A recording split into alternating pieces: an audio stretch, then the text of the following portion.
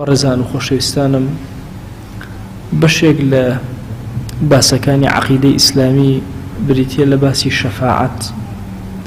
ئەهلی سونە و جەماعە هەر لە دێر زەمانەوە جۆرێک لە ئیتیفاق لە نێوانیانە هەیە لەسەر بابەتی شەفاعەتکردن.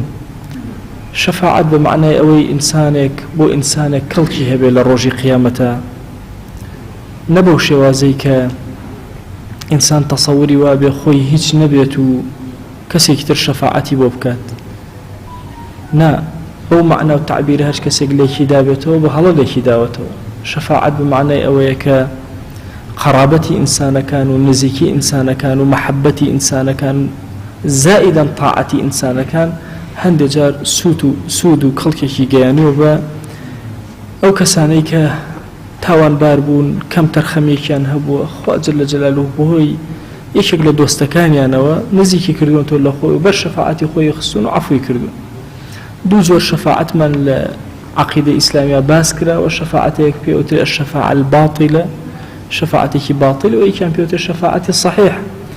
شەفاعەتی باتڵ ئەو شەفاعەتەیە کە کافران و موشریکان ئەهاتن عەبدایەتی بەتودارێکیان ئەکرد کە هیچ سوودێکی بۆ دنیا و ئاخرەتیان نەبوو، ئەهاتن عەبدایەتیان بۆ ئەمانە ئەکرد بۆی لە خوا نزیکیان خاتەوە. ويعبدون من دون الله ما لا يضرهم ولا ينفعهم، ئەچون عیبادەتی شتێکیان ئەکرد نە سوودی پێگەیان نە زەرەر. ويقولون هؤلاء شفعاؤنا عند الله، ويانو ئەمە شافعەکانی ئێمن لە لای خوا جل جلاله.